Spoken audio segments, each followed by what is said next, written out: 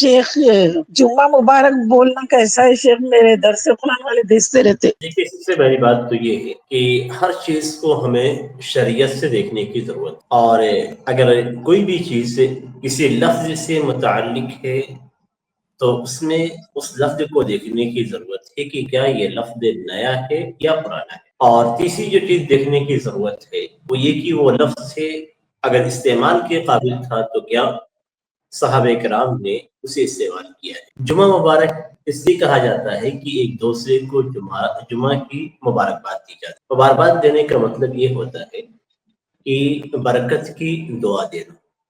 جیسے ہم آپ کو اگر شادی کے موقع پہ مبارکباد دیتے ہیں تو اس کا مطلب یہ کہ ہم آپ کے شادی کی برکت کی دعا دے رہے ہیں۔ ہم کسی بھی چیز کی مبارکباد دیں گے تو اس چیز میں برکت کے لیے ہم دعا دیں، اسی لیے وہ لفظ مبارک سے لیا ہوا ہے۔ مبارک کا مطلب یہ ہے کہ بابرکت، جس کے اندر اللہ تعالیٰ نے برکت رکھی ہے۔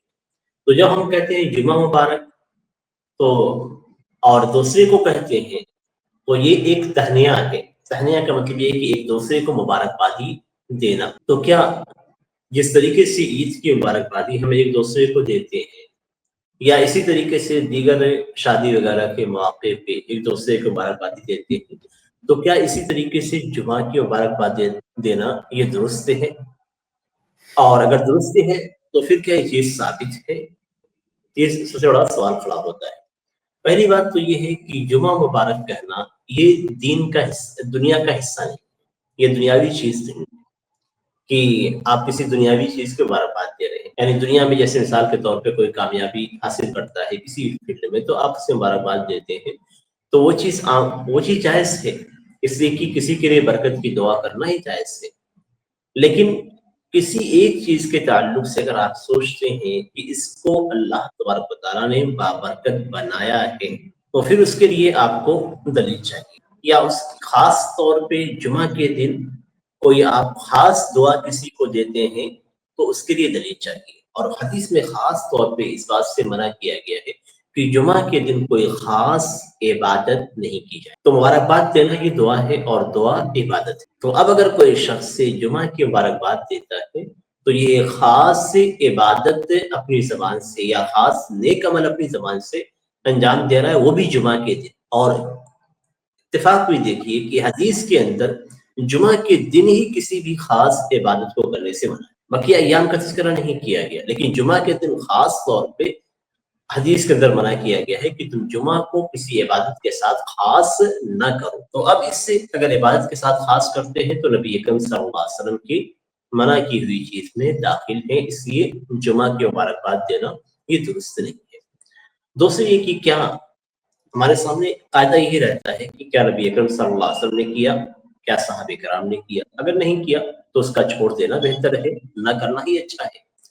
اب ہم دیکھتے ہیں کیا اللہ کے نبی صلی اللہ علیہ وسلم صحابہ کرام کو جمعہ کی مبارکباد دے سکتے تھے یا نہیں دے سکتے تھے؟ نکاح کی مبارکباد تو احادیث کے درجے ہے، عید کی مبارکباد تو صحابہ کرام سے درجے ہے، تو کیا نبی اکرم صلی اللہ علیہ وسلم مبارکباد دے سکتے تھے؟ ہاں دے سکتے تھے۔ پھر آپ نے کیوں نہیں دیا؟ یا تو آپ نے دین کی ایک نیک کام پہ جانتے ہوئے عمل نہیں کیا۔ کیا صحابہ کرام دے سکتے تھے؟ ہاں بالکل دے سکتے تھے، اس لیے کہ ان کے زمان عربی تھی، وہ آرام سے کہہ سکتے تھے جمعہ مبارک۔ لیکن اس کے باوجود تو جمعۃ المبارکہ یہ جو بدعت آئی ہوئی ہے، عربی میں بھی یہ بدعت ہے، اور جو عرب بدعتی ہیں ان کے اندر بھی یہ چیز پھیلی ہوئی، جو عرب غیر بدعتی ہیں ان کے اندر یہ چیزیں آپ نہیں پائیں گے۔ تو یہ ایک بدعت ایجاد کی گئی ہے جو جمعہ کے دن سے متعلق۔ جمعہ کے دن اس بات کا حکم دیا گیا ہے، لوگ اس کو بھلا دیتے ہیں۔ جو چیز سے جب بدعت آتی ہے تو سنت چل جاتی ہے۔ اللہ کے رسول صلی اللہ علیہ وسلم نے جس بات کی تاکید کی ہے وہ یہ کہ اکثر علی من الصلاۃ یوم الجمعہ، کہ جمعہ کے دن میرے اوپر کثرت سے سلام بھیجو، درود بھیجو۔ تو وہ کام ہمیں کرنا چاہیے۔